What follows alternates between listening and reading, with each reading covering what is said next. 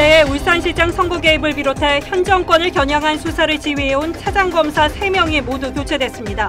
추미애 법무장관이 추태로 지목한 상가집 사건의 양석주 선임연구관은 직접 수사를 하지 않는 대전고검으로 좌천됐습니다. 조국 전 장관 아들에게 허위 인턴 활동 확인서를 발급해준 혐의로 최강욱 청와대 비서관이 재판에 넘겨졌습니다. 이성윤 지검장의 반대로 윤석열 총장 지시로 처리됐는데 법무부는 날치기 기소라고 반발했고 최 비서관은 윤 총장을 고발할 것이라고 밝혔습니다. 중국 내 우한 폐렴 환자가 600명을 넘어서자 우한시가 대중교통을 전면 중단하는 등 조치에 나섰지만 한 발 늦었다는 지적입니다. 우리 정부는 인천 우한을 오가는 여객기를 한시적으로 중단했습니다. 지역구 세습 논란을 낳았던 문희상 국회의장의 아들 문석균 씨가 선당구사하겠다며 총선 출마를 포기했습니다.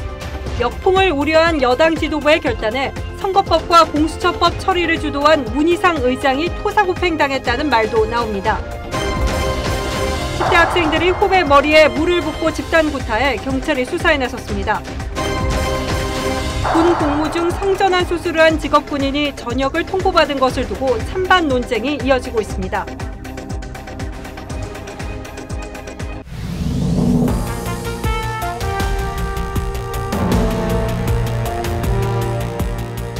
여러분 안녕하십니까? 뉴스9의 신동욱입니다. 내일부터 설 연휴가 시작되고 이미 귀성전쟁은 시작됐습니다. 그러나 오늘은 검찰 인사 문제 먼저 집중적으로 살펴보도록 하겠습니다. 법무부가 오늘 서울중앙지검 1, 2, 3, 4차장, 동부지검 차장검사를 모두 교체했습니다. 청와대 선거 개입 의혹, 조국 비리, 유재수 감찰 무마 사건 등 권력형 비리를 수사해온 일선 지휘자를 모조리 바꾼 겁니다. 며칠 전 상갓집 항명 파동을 일으킨 검사도 지방으로 좌천됐습니다. 이로써 윤석열 검찰총장 체제는 취임 6개월 만에 완전 해체됐고 윤 총장은 꼼짝달싹할 수 없는 처지가 됐습니다. 오늘 뉴스9는 이번 인사의 의미 그리고 앞으로 예상되는 파장을 상세히 해부해드리겠습니다. 먼저 한송훈 기자가 보도합니다. 법무부는 이성윤 서울중앙지검장을 보좌하는 차장검사 4명을 모두 지방으로 보냈습니다. 조국 일가 사건을 지휘한 송경호 3차장은 여주지청장으로, 청와대 선거 개입 의혹 수사를 지휘한 신봉수 2차장은 평택지청장으로 발령났습니다. 우리대병원 특혜대출 의혹 사건 수사를 지휘한 신자용 1차장은 부산 동부지청장으로 인사조치됐습니다. 유재수 감찰무마 수사를 지휘한 홍승욱 서울 동부지검 차장은 천안지청장으로 자리를 옮기게 됐습니다. 권력 수사를 지휘하던 중간 간부가 모두 자리를 옮기게 된 겁니다. 다만 청와대 선거 개입 의혹과 유재수 감찰무마 의혹을 수사 중인 일선 수사부서장 2명은 남겨뒀습니다. 법무부는 이를 근거로 현안 수사 연속성을 보장했다고 강조했습니다. 중앙지검 차장들 전원 교체돼가지고 조국 수사 지휘 라인 다 좌천된 거 아니냐 이런 평가에 대해서 어떻게 생각하세요? 하지만 수사팀을 와해시킨다는 비판 여론을 의식했기 때문이라는 분석도 나왔습니다. 지난 8일 대검 수뇌부 물갈이에 이어 중간 간부도 지휘 라인에서 물러나면서 수사 타격은 불가피하다는 평가도 나옵니다. TV조선 한송원입니다. 윤석열 검찰총장은 이번 인사를 앞두고 대검찰청 중간 간부들은 그대로 남겨달라고 법무부에 요청했다고 합니다. 그런데 뚜껑을 열어보니 윤 총장의 의견은 전혀 반영되지 않은 것으로 드러났습니다. 검사장급 이상 간부들에 이어서 청와대 선거 개입 의혹 수사를 지휘해온 대검 과장급 간부까지 모조리 갈아치운 겁니다. 이어서 유성현 기자가 보도합니다. 윤석열 검찰총장은 전원 유임 의견을 냈지만 이번 인사 명단에 포함된 대검찰청 검사는 33명에 달합니다.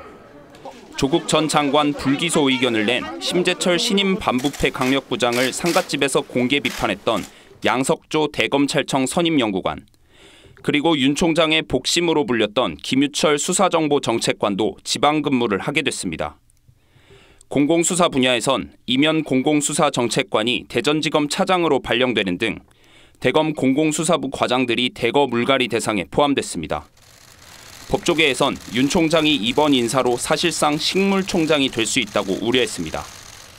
고검장 출신 한 변호사는 법무부에선 부장, 부부장을 남겨 수사방해가 아니라지만 핑계에 불과하다며 검찰의 의사결정 구조를 감안하면 수사 차질은 불가피해 보인다고 지적했습니다.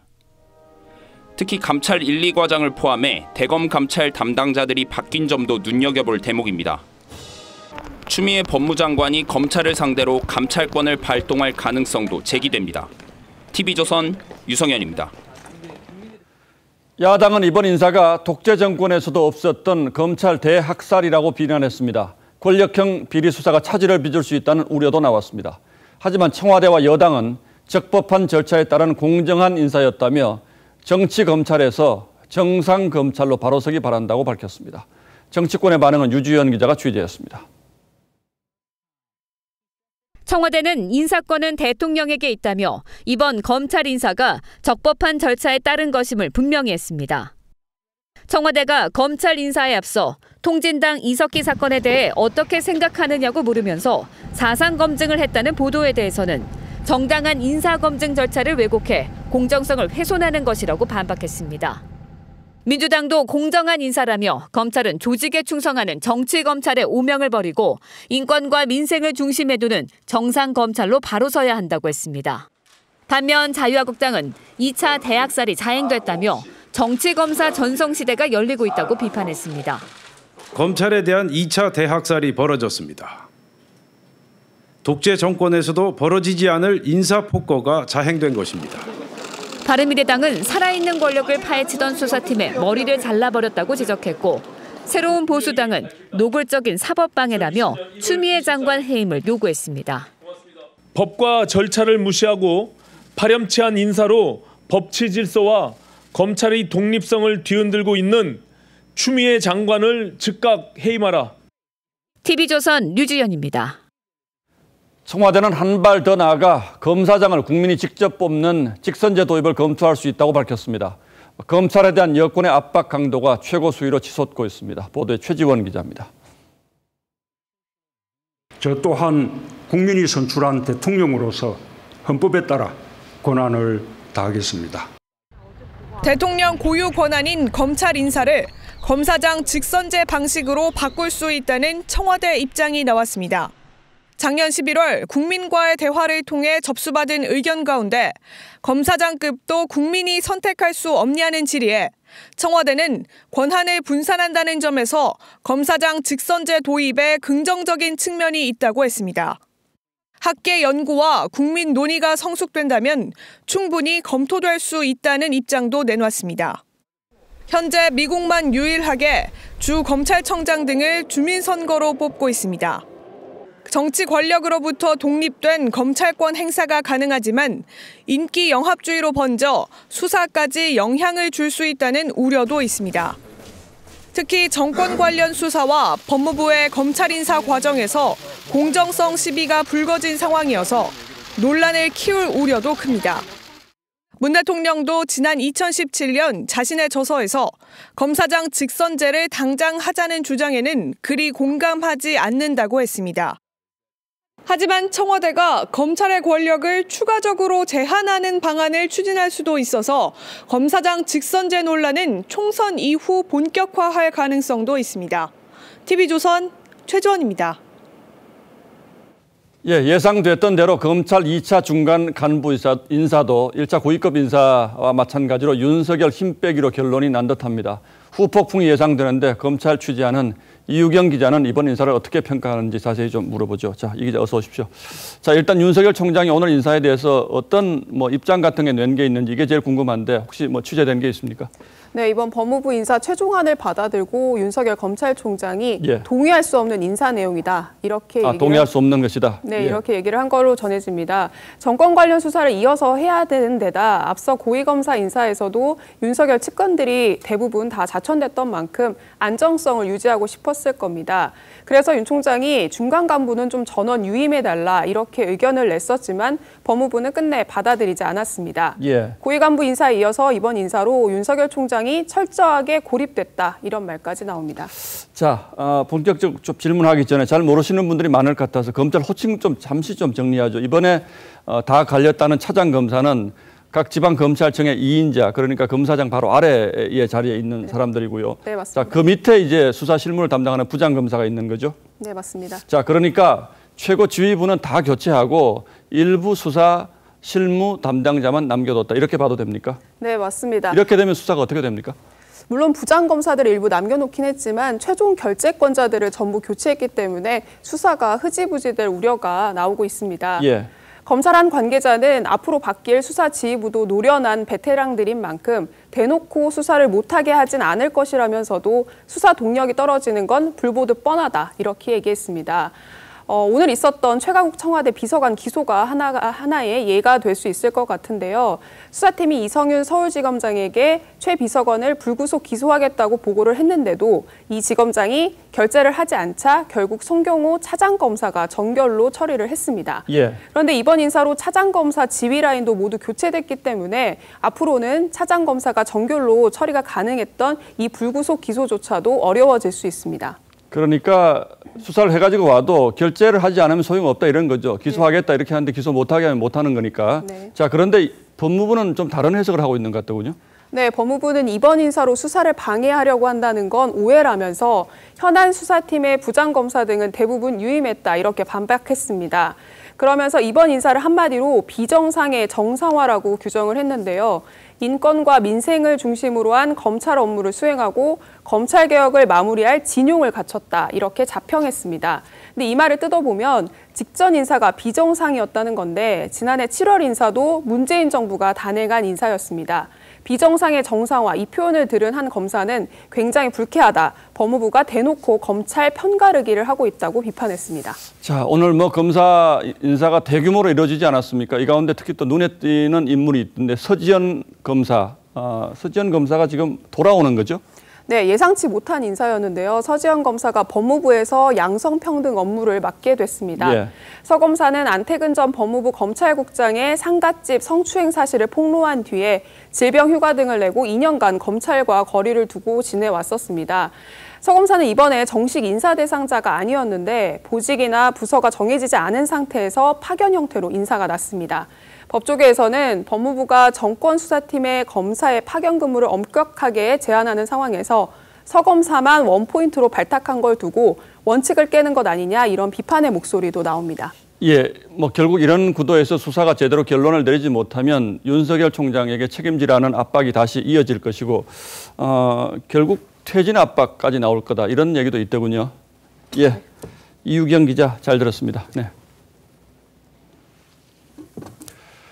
청와대와 검찰의 갈등은 인사 문제뿐만이 아닙니다. 최강욱 청와대 공직기강 비서관을 기소해야 한다는 수사진의 요구를 이성윤 중앙지검장이 묵살하고 있다는 보도 어제 해드렸는데 끝내 응하지 않자 검찰이 차장검사 전결로 전격적인 기소를 단행했습니다.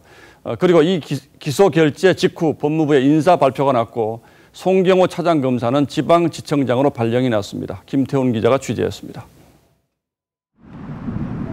오늘 아침 9시를 조금 넘긴 시각, 검찰은 최강욱 청와대 공직기강 비서관을 불구속 상태로 재판에 넘겼습니다. 2017년 10월 조국 전 법무장관 아들에게 허위 인턴 증명서를 발급한 혐의를 적용했습니다.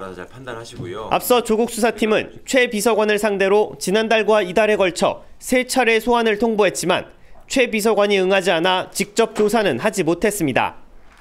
수사팀은 이성윤 중앙지검장에게 불구속 기소 의견을 보고하고 답변을 기다리고 있었습니다.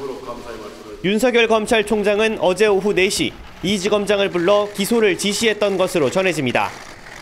이후 수사를 지휘했던 간부가 공소장과 증거 목록까지 들고 가 이 지검장을 설득해도 답변이 없자 불구속 기소는 차장검사가 처리할 수 있다는 규정을 근거로 송경호 차장검사가 직접 처리한 것으로 전해졌습니다. 결재 시점은 절묘하게도 아침 9시 45분 법무부 인사 발표보다 조금 빠른 시간이었습니다. 최 비서관 기소로 조국 전 장관 일가 수사 관련 사법 처리도 마무리 수순으로 접어들었습니다. TV조선 김태훈입니다. 법무부의 움직임도 심상치 않습니다. 이성윤 중앙지검장 결재 없이 최강욱 비서관을 재판에 넘긴 검찰을 향해 적법 절차 위반, 날치기 기소라는 이례적인 용어까지 써가며 감찰권 발동을 예고했습니다. 최강욱 비서관도 법적 대응 방침을 밝혔습니다. 하지만 대검찰청은 적법한 기소였다고 즉각 반박하고 나서 양측의 갈등이 일촉즉발의 상황입니다. 보도에 윤재민 기자입니다. 서울중앙지방법원에서 검찰이 최강욱 청와대 공직기강 비서관을 전격 기소한 지 10시간여 만인 오늘 저녁 7시. 법무부는 적법 절차를 위반한 날치기 기소라고 규정했습니다. 송경호 서울중앙지검 3차장과 고영곤 반부패 2부장이 이성윤 서울중앙지검장 결재나 승인 없이 기소를 강행했다는 주장입니다. 이 지검장이 기소를 막은 게 아니라 본인 대면 조사 없이 기소할 경우 수사 절차상 문제가 있다며 보완 수사를 지시했다는 겁니다. 검찰청법 위반 소지까지 거론하며 감찰권 발동 검토를 시사했습니다. 최강욱 비서관 측도 검찰권은 남용한 기소 쿠데타라고 반발했습니다. 그러면서 윤석열 검찰총장과 수사팀을 직권남용 혐의로 고발하겠다고 밝혔습니다.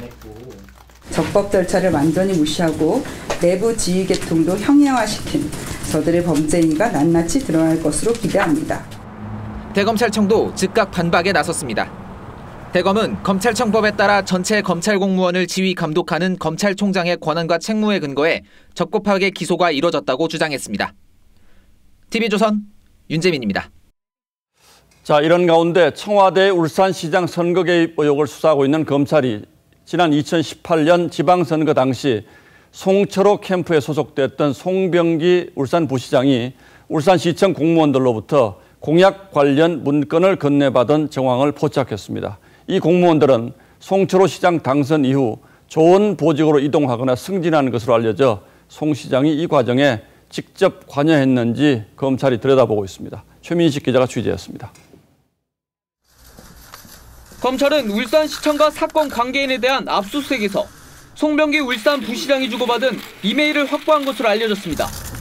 최근 검찰 조사를 받은 사건 관계인에 따르면 선거 당시 부산시청 공무원 A씨가 국장님 후보님 화이팅이란 제목의 이메일을 보냈는데 이 메일에는 김기현 시장의 노면 전차 공약을 공격하는 질문지가 담겨 있었습니다. 검찰은 또 송 부시장이 2018년 1월에서 2월 사이 울산시청 공무원 B씨로부터 울산 하이테크밸리 조성 사업 등의 문건을 전달받은 사실도 확인한 것으로 전해졌습니다. 송병기 부시장에게 선거 공약 관련 자료를 넘긴 공무원은 모두 4명으로 이들은 송철호 시장 당선 이후 대부분 승진했습니다. 검찰은 이 과정에 대가성이 있었는지 여부를 조사하는 것으로 전해졌습니다. TV조선 최민식입니다. 다음 뉴스입니다. 우한 폐렴 확산 속도가 심상치 않다고 판단한 중국 정부가 우한시에 대한 전면 봉쇄에 들어갔습니다. 우한으로 들어가는 대중교통은 모두 통제됐고 거주자들에게는 도시 밖으로 벗어나지 말라는 권고령이 내려졌습니다. 환자는 600명을 넘어섰고 사망자도 17명이 됐습니다. 송무빈 기자가 취재했습니다. 중국 내 우한 폐렴 확진자가 600명을 넘어섰습니다.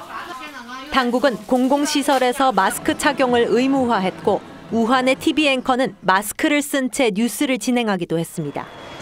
중국 당국은 현지 시간 오전 10시부터 우한을 떠나는 항공편과 기차, 버스 운영을 중단한다고 밝혔습니다. 기차역은 그에 앞서 지역을 빠져나가려는 인파로 새벽부터 북적였습니다. 우한 봉쇄 조치를 두고 게브레예수스 세계보건기구 사무총장은 전염 위험을 최소화할 것이라며 지지했습니다. 반면 검역 없이 타 지역으로 떠난 확진 또는 의심 환자가 이미 많은 상황이어서 늑장 대응 비판이 나옵니다. Trying to contain a city of 11 million people is new to science. We cannot at this stage say it will or it will not work. 중화권인 홍콩, 마카오에서 추가 확진자가 나온 데 이어 멕시코와 브라질, 콜롬비아 등 중남미에서도 의심 환자가 나왔습니다. 세계보건기구는 어제 소집한 긴급위원회를 하루 연장했습니다. We need more information. For that reason, I have decided to ask the emergency committee to meet again tomorrow. 이르면 오늘 밤 국제 비상사태 선포 여부가 결정될 것으로 보입니다. TV조선 송무빈입니다. 예, 다행히 국내에서는 아직 추가로 환자가 발생하지는 않고 있습니다. 비슷한 증세를 보였던 환자 21명은 모두 음성으로 확인됐습니다. 하지만 이번 주말 연휴를 맞은 중국 관광객이 대거 입국할 예정이어서 마음을 놓을 수 없는 상황입니다. 중국 여행 대규모 취소 사태도 벌어졌습니다. 권영민 기자입니다. 연휴를 맞아 친구와 중국 여행을 떠나려던 홍모 씨. 우한 폐렴이 중국에서 확산세를 보이자 결국 여행을 취소할 수밖에 없었습니다. 취소 수수료 등 위약금 50여만 원은 고스란히 홍 씨의 목. 아직 관련 규정이 없어서 환불이 안 된다 그러더라고요. 제가 여행을 가는 게 우리나라 입장에선 더 안 좋을 수도 있다고 생각을 하거든요. 근데 보상을 못 받아서 좀 억울하고 답답한 상황입니다. 올해 1월에서 3월 중국 여행 상품 취소율은 20% 수준입니다. 폐렴 확산세가 빨라진 이번 주 들어 취소 문의는 급증했습니다. 외교부가 오늘 중국 우한시와 후베이성 전역에 여행 경보를 발령했지만 취소 수수료는 여전히 골칫거리입니다. 대신 예약해 주는 건데요. 현지에서 취소료를 다 부과하기 때문에 여행사 입장에서는 그 취소료를 면제해 주기가 되게 어려운. 중국인 관광객을 맞는 관광업계도 긴장하기는 마찬가지입니다. 춘제를 맞아 한국을 찾는 유커가 13만 명 이상으로 전망되는 가운데 관광객들을 통한 우한 폐렴의 전파 우려가 커져가고 있기 때문입니다. 국토교통부는 오늘부터 인천과 우한 간 국제항공 노선 운항을 한시적으로 중단했습니다. TV조선 권용민입니다. 신종 코로나 바이러스인 우한 폐렴 확산에 전 세계가 공포에 떨고 있습니다. 이번 역시 중국 정부가 쉬쉬하느라 초기 대응에 실패했다는 지적이 나오는 가운데 바이러스의 첫 전파자가 박쥐냐 아니면 뱀이냐를 두고도 의견이 분분합니다. 오늘의 포커스입니다. 신종 코로나 바이러스 우한 폐렴이 첫 발병된 건 지난해 12월 12일. 하지만 중국 정부는 19일이 지나서야 확진자 27명을 공식적으로 밝혔습니다. 그러면서도 사람 간 전염은 제한적이라며 질병 통제에 자신감을 보였죠. 하지만 폐렴을 치료하던 의료진 15명이 바이러스에 감염되자 사람 간 전염을 인정했습니다. 所以呢，这个现在啊，可以这么说，是肯定的有人传人的现象。 결국 뒤늦게 우한 폐렴을 사스에 준하는 법정 전염병으로 지정했습니다. 중국은 사망자가 800여 명에 이른 사스 대유행 때도 발병 5달이 지난 후에 공식 발표해 초기 대응에 실패한 바 있습니다. 중국 당국이 발표하는 피해 수치에도 의문이 제기됐습니다. 홍콩과 영국의 연구기관들은 중국 내 감염자가 정부가 밝힌 500여 명보다 많은 1,500명을 넘겼다는 연구 결과를 내놨습니다. 중국 당국이 폐렴의 확산 정도를 축소 은폐하는 게 아니냐는 의혹이 커진 겁니다. 국제사회도 중국 정부가 초기 단계부터 정보 공개를 꺼려 방역막이 뚫렸다고 지적했지만 Transparency is very important. That really helps. And if we're going to keep the world safe, 중국은 문제없다고 반박했습니다. 本着公开透明以及对全球卫生安全高度负责的态度，中方的有关部门及时向世卫组织、有关国家以及港澳台地区通报了疫情信息。 우한 폐렴의 최초 전파자를 놓고도 의견이 분분합니다. 중국 과학자들이 신종 코로나 바이러스의 첫 전파자가 박쥐로 보인다고 하자 일각에서는 박쥐가 아닌 뱀이 원인이라는 주장이 나옵니다. 그러자 박쥐를 먹고 사는 중국의 크레이트 뱀에서 촉발됐다는 보도까지 나왔습니다. 실제 거론된 박쥐와 뱀은 우한의 해산물 시장에서 먹거리로 팔리는 것으로 알려졌습니다. 중국 언론들도 박쥐나 뱀 같은 야생동물을 먹는 식생활이 일으킨 재앙이라고 평가했습니다. 하지만 아직까지 중국 정부는 첫 전파의 발병원조차 찾지 못하고 있습니다. 所以能够及时的把病源检定出来，及时的这个发现这个原源地是什么地方。 정보 통제와 해결 가능하다는 말만 반복하는 중국 정부의 대처가 전 세계인을 제2의 사스 공포로 몰아넣고 있습니다. 뉴스라인 포커스였습니다.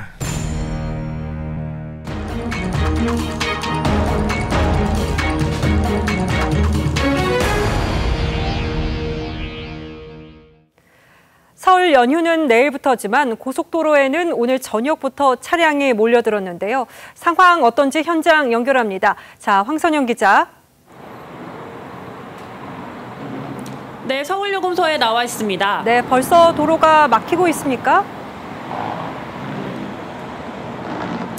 네, 지금 고속도로 하행선 곳곳이 정체입니다. 오늘 오후 6시부터 극심해진 정체는 내일 새벽까지 이어질 전망인데요. 자세한 상황 CCTV 화면 통해 알아보겠습니다. 먼저 경부고속도로 죽전휴게소 부근입니다. 부산 방향으로 차량이 꽉 차 제속도를 내지 못하고 있습니다. 서해안고속도로 정체도 심합니다. 목포 방향 서평택 나들목 부근 11km 구간에 차량들이 꼬리에 꼬리를 물고 서 있습니다. 중부내륙고속도로 감곡 방향으로 차들이 가다 서다를 반복하고 있습니다. 네, 황 기자, 그러면은 언제 정체가 가장 심할까요? 네, 한국도로공사는 오늘 오후 8시를 기준으로 서울에서 강릉까지 2시간 50분, 대전까지 3시간 30분, 부산까지 5시간 50분, 광주까지 5시간 20분이 걸릴 것으로 예상했습니다. 정체는 본격적인 연휴가 시작되는 내일 오전 가장 심할 것으로 예상됩니다. 한국도로공사는 이번 연휴 기간 동안 3,200만 명이 이동할 것으로 내다봤습니다. 설 연휴인 내일부터 사흘 동안 고속도로 통행료는 모두 면제됩니다. 지금까지 서울요금소에서 TV조선 황선영입니다. 한 남성이 가스 배관을 타고 15m를 기어올라 가정집에 침입했다가 범행 4시간 만에 덜미가 잡혔습니다. 설 연휴 기간 집 비우시는 분들 주의하셔야겠습니다. 신유만 기자가 취재했습니다. 한 남성이 주택가 골목길에서 빌라 건물을 올려다보며 주변을 서성거립니다. 잠시 후 바닥에 물건을 밟고 올라가 빠른 속도로 벽을 타고 올라갑니다. 범인은 가스배관을 타고 15m 높이의 이 건물 5층으로 올라와 열린 창문으로 들어갔습니다.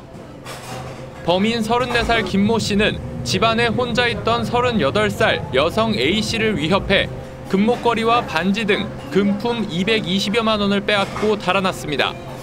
김 씨는 범행 4시간 만에 인근 시장 근처 횡단보도에서 붙잡혔습니다.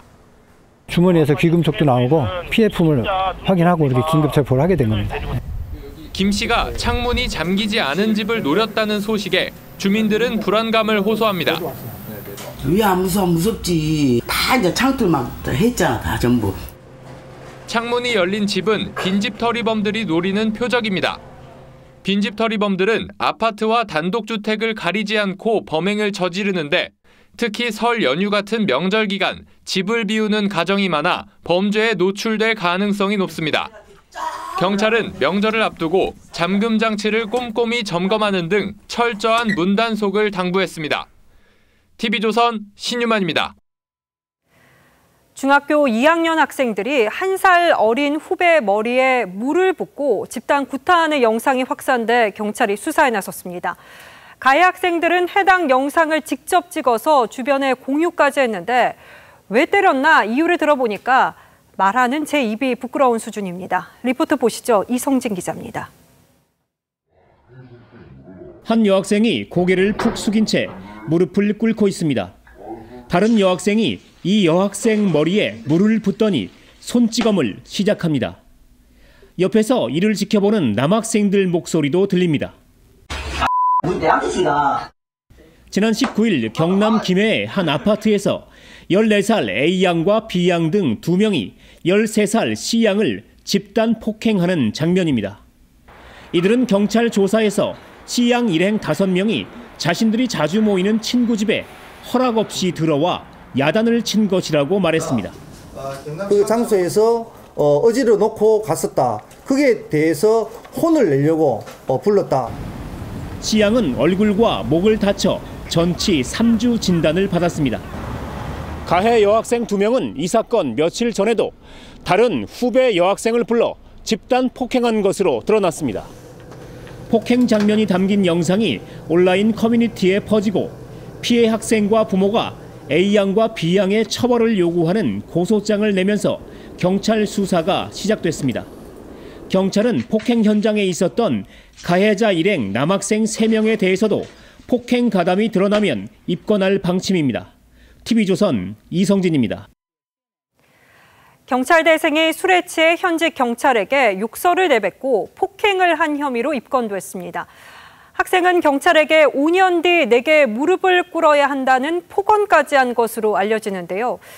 이런 생각을 가진 학생이 경찰이 된다니 5년 뒤가 지금부터 걱정됩니다. 황병준 기자가 보도합니다.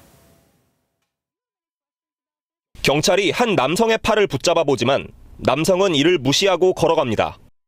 잠시 뒤 남성은 경찰들에게 부축돼 끌려 나옵니다. 자신의 몸도 가누지 못할 만큼 술에 취한 이 남성은 경찰대 3학년에 재학 중인 A씨입니다. 앞서 경찰은 사람이 술에 취해 PC방 앞에 쓰러져 있다는 신고를 받고 출동했습니다. 시댁이 저희 매장으로 한 11시쯤 들어갔어요. 그래가지고 너 앞에서 누가 가길래 처음에는 말로 깨우고 했는데 안 일어나더라고요. A씨는 출동한 경찰에게 5년 뒤면 나에게 무릎 꿇어야 해라고 폭언한 것으로 알려졌습니다. A씨가 여성 손지갑을 들고 있는 걸 수상하게 여긴 경찰이 이를 추궁하자 A씨가 욕설을 내뱉은 겁니다. 이 과정에서 A씨는 경찰관의 멱살을 붙잡고 주먹으로 폭행하기도 했습니다. 경찰은 A씨를 공무집행방해와 모욕 혐의로 불구속 입건했습니다. TV조선 황병준입니다.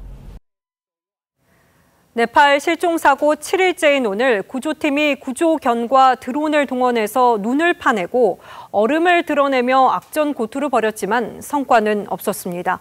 어몽길 대장은 한계를 느낀다고 토로했습니다. 유혜림 기자입니다. 눈사태가 일어났던 데우랄리 현장. 사방이 눈으로 덮여 있습니다.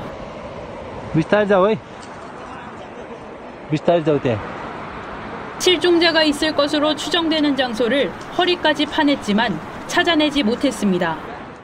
हिउँको अवस्थामा चाहिँ त्यो अलिकति रेन्ज नै छ त्यो अलिकति तर जुन ठाउँमा खाल्डो छ त्यो खाल्डोमा चाहिँ 5-7 मिटरै अर्थात् 10 मिटरसम्म पनि हिउँ परेको छ हिउँ जमिराखेको छ भन्ने छ त्यसले गर्दाखेरि 구조팀은 오늘 눈사태 투입 경험이 있는 구조견 2마리와 열감지 성능이 뛰어난 대형 드론 2대를 추가로 투입해 수색에 나섰습니다.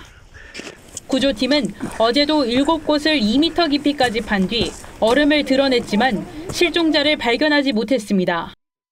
지난 19일 2차 눈사태가 벌어진 데다 연일 눈이 쏟아져 최대 10m 깊이에 묻힌 것으로 추정됩니다. 얼음이 뒤섞인 눈더미는 삽으로 퍼내는 것조차 쉽지 않습니다. 수색에 참여한 어몽길 대장은 성인 허리에서 가슴 깊이의 구멍을 파는데 40분이 넘게 걸렸다며 너무 안타깝고 속이 타지만 한계를 느낀다고 밝혔습니다. 눈이 녹을 경우 수색이 한층 수월해질 수 있지만 봄이 오기 전엔 쉽지 않을 전망입니다. TV조선 유혜림입니다. 군 복무 중 성전환 수술을 한 직업군인이 결국 군으로부터 전역을 통보받았죠. 군의 결정을 두고 찬반 논쟁이 이어지고 있는데 군 복무 여부는 앞으로 법정에서 가려집니다. 이태영 기자입니다. 군 복무 중에 성전환 수술을 한 변희수 전 하사는 오늘 육군 수도병원에서 퇴원해 민간인 신분으로 돌아갔습니다. 오늘 저녁을 할 거고요. 퇴원 조치가 될 것이고요. 몸 상태는 좀 봐야겠지만 가능할 것으로 생각합니다. 변희수 씨가 어제 육군에 돌아가는 날까지 싸우겠다고 밝히면서 시민들의 찬반 논쟁은 더욱 뜨거워졌습니다.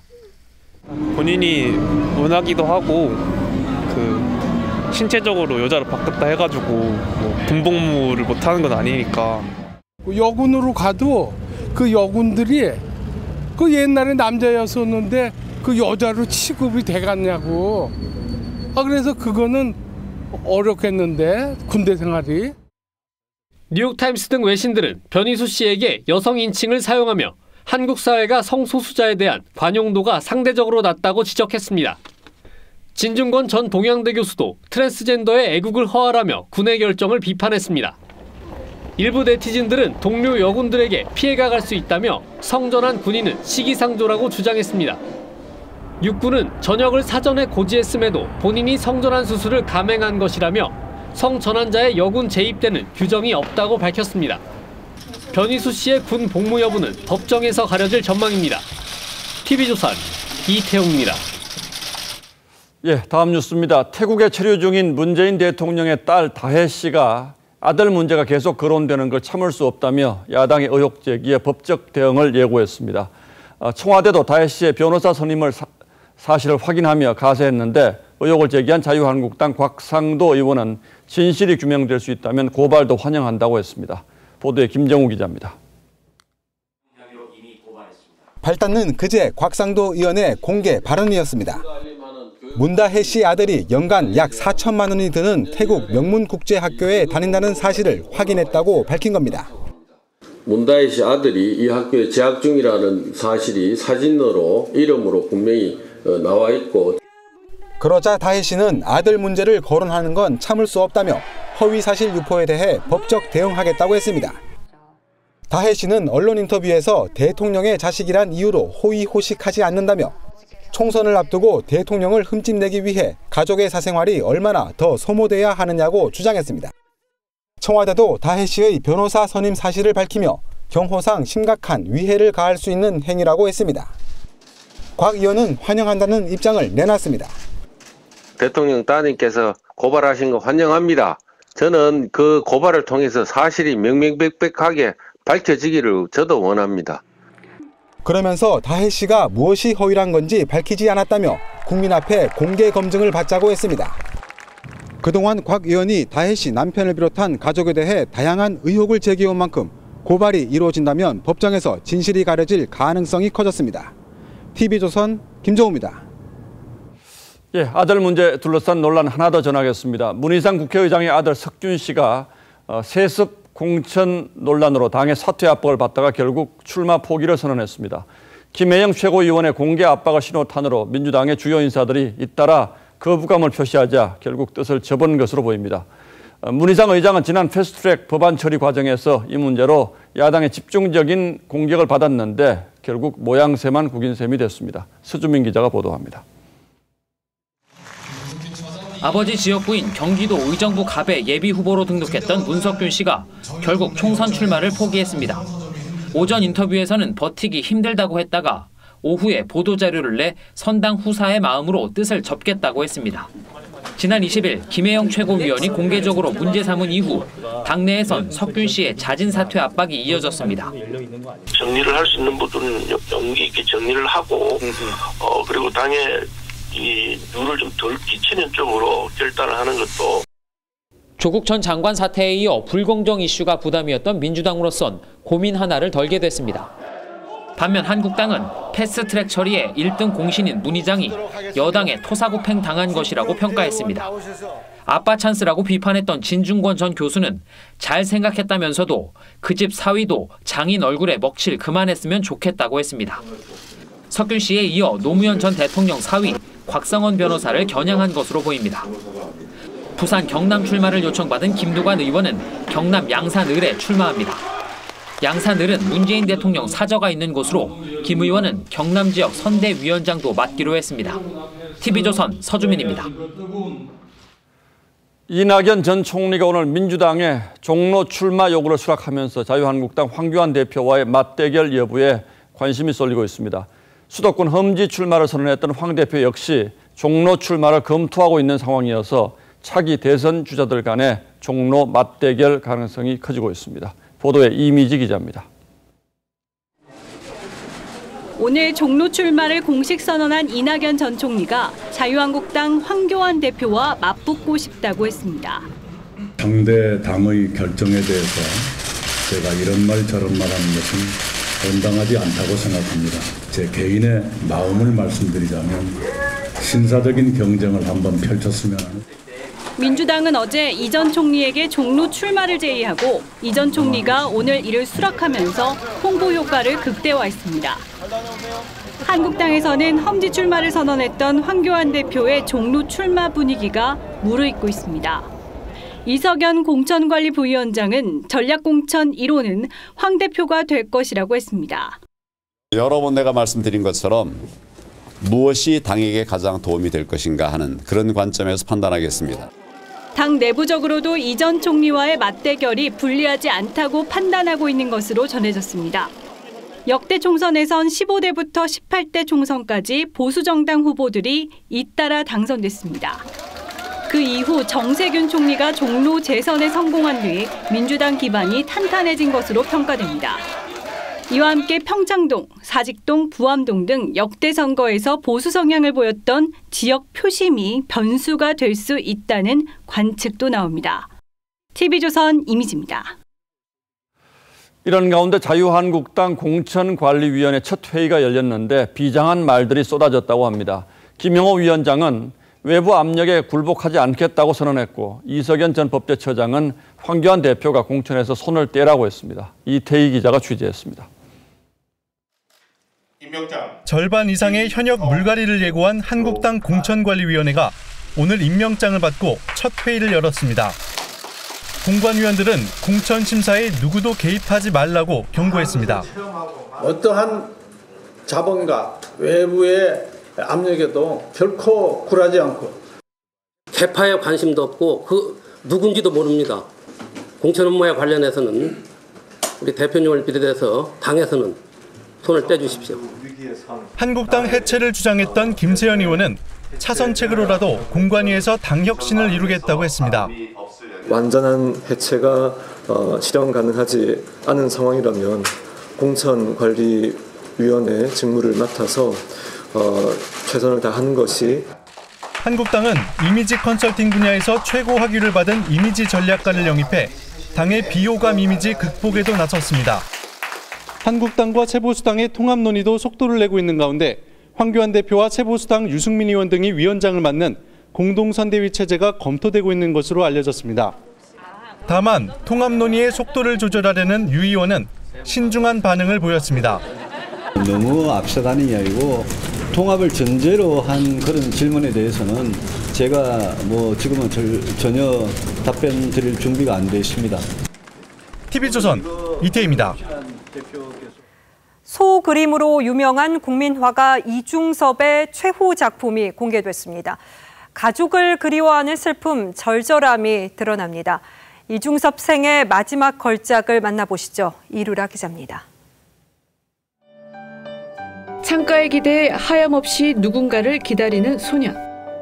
광주리를 인 여성은 아마도 생사도 모른 채 헤어진 어머니 혹은 일본에 두고 온 아내인 듯 합니다. 이중섭 화백이 작고한 해인 1956년에 낸 연작 중 하나입니다. 그러니까 긴 서린 창가를 이렇게 손으로 지운 후에 그 창문을 통해서 본인의 심정을 더 이렇게. 작품의 제목은 돌아오지 않는가. 같은 해 개봉한 마릴린 먼론 주연의 영화 제목인데 이화백이 영화를 본 뒤 직접 제목을 붙인 것으로 알려졌습니다. 우리 민족을 상징하는 힘찬 소 그림으로 대표됐던 이중섭 화백이지만 말년에는 가족에 대한 그리움이 가득한 작품들이 주를 이룹니다. 일본에 있는 아녀와 자녀들에게 보낸 편지엔 행복한 가족의 모습이 그려져 있습니다. 크기가 작은 작품이 많다는 점도 주목됩니다.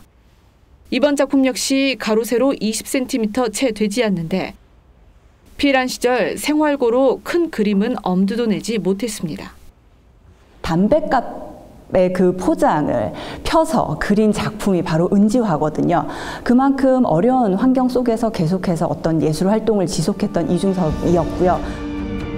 일제강점기와 6.25 전쟁이라는 암울했던 시기를 거쳤던 이중섭. 개인과 시대의 아픔을 예술로 승화했습니다. TV조선 이루랍니다.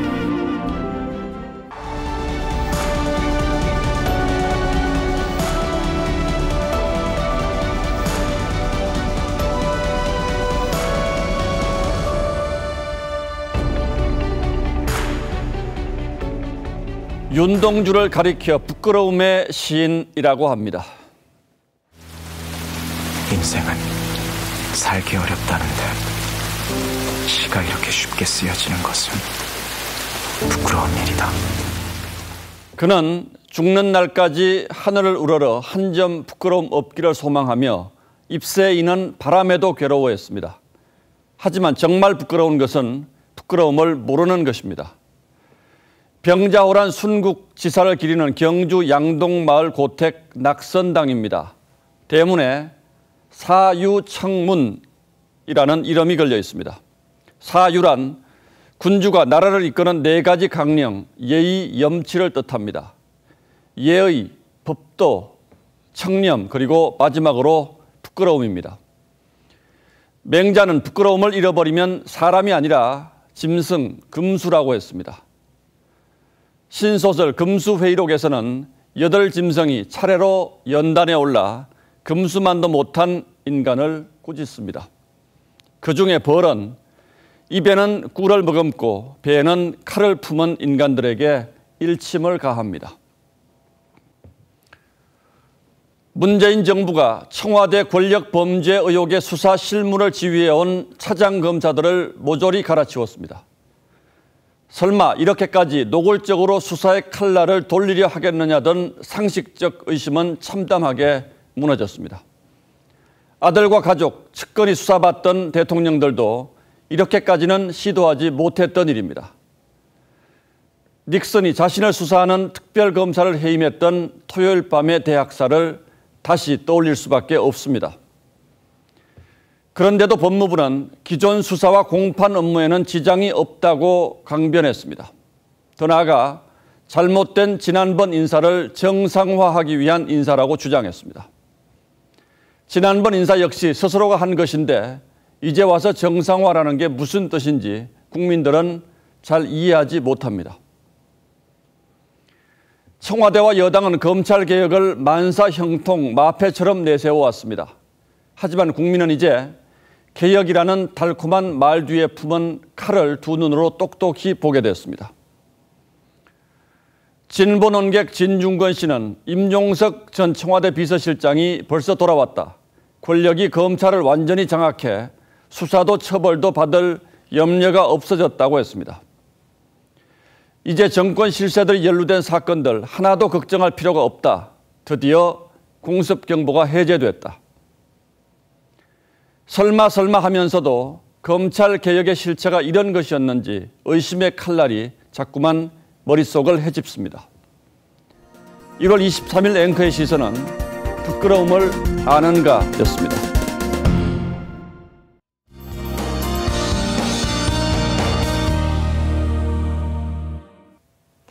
내일부터 본격적인 설 연휴가 시작됩니다. 고향으로 향하시는 분들은 날씨 정보를 잘 참고하셔야겠는데요. 일단 서쪽 지역은 미세먼지가 정체되겠습니다. 운전하실 때 내부 순환 모드를 사용하시면 도움이 되겠고요. 동해안 지역에서는 비나 눈이 오겠습니다. 산간 지역을 제외하면 양이 많은 편은 아니지만요. 도로가 미끄러울 수 있어서 조심하셔야겠습니다. 남부 지역에서는 안개가 짙게 끼겠습니다. 특히 아침에 출발하시는 분들은 염두에 두셔야겠습니다. 설 당일에는 대체로 무난한 날씨가 예상되고요. 귀경길에는 비 소식이 있습니다. 일요일에는 남부와 강원도에서 비가 내리겠고 월요일에는 전국으로 비가 확대되겠습니다. 연휴에도 추위 걱정은 없겠습니다. 내일 서울의 한낮 기온 8도까지 오르겠고 청주 9도, 대구와 울산은 12도까지 오르겠습니다. 날씨였습니다. 1월 23일 뉴스9는 여기서 모두 마치겠습니다. 시청해주신 여러분 고맙습니다.